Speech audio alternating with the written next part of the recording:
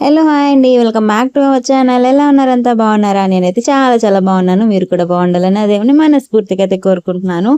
So, వచ్చేసిందండోయ్ ఎండాకాలం వచ్చేసింది. ఎండాకాలంతో పాటు పెళ్ళిళ్ళ సీజన్ కూడా తీసుకొచ్చేసింది. ఇంకా చూడాలా ఇంటికొక పెళ్లి కార్డు, వీధికొక పప్పన్నం అనమాట.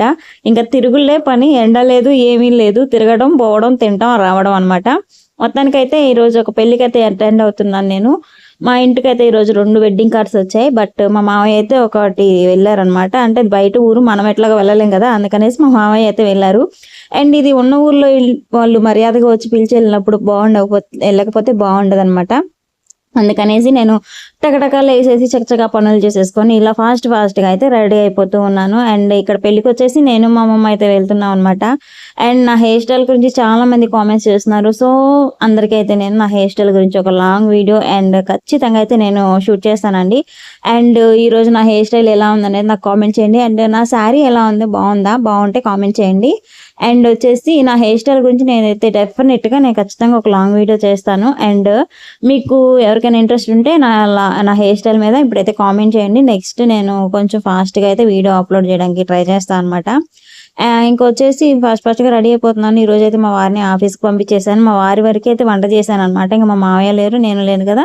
అందుకని మా వారి వరకు వంట చేసేసి, మా వారికి క్యారేజ్ పెట్టి, మా వారైతే ఆఫీస్‌కి వెళ్ళిపోయారు. ఇంకా టోటల్‌గా అయితే నా హెయిర్ స్టైల్ అయితే రెడీ అయింది. బట్ ఇది కొంచెం సింపుల్‌గా ఉంది కదా! హెయిర్ బ్యాండ్ అందుకనేసి ఈ హెయిర్ బ్యాండ్ తోటి దీన్నైతే నేను హైలైట్ చేద్దాం అనుకుంటున్నాను. ఈ హైలైట్ అయితే ఇది నేను లాస్ట్ ఇయర్ తీసుకున్నాను అనుకుంటా. తిరునాళ్ళకి వెళ్ళినప్పుడు తీసుకున్నాను ఈ హెయిర్ బ్యాండ్.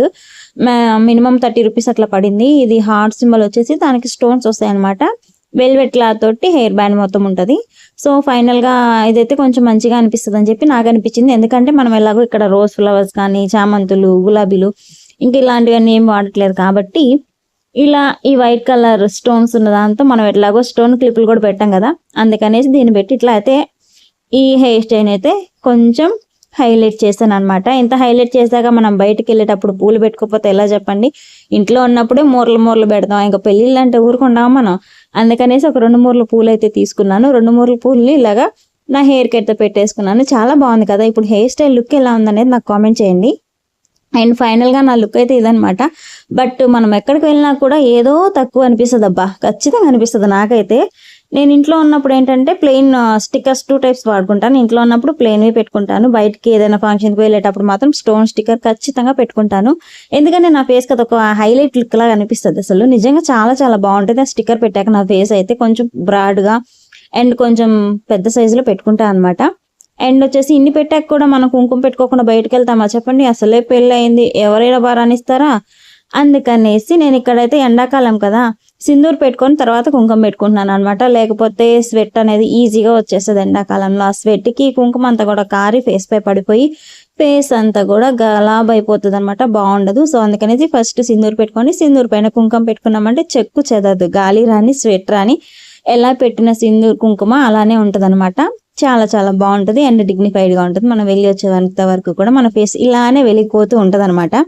ఫైనల్‌గా అయితే ఈ విధంగా రెడీ అయిపోయాను. నా లుక్ ఎలా ఉందనేదైతే కామెంట్ చేసేయండి.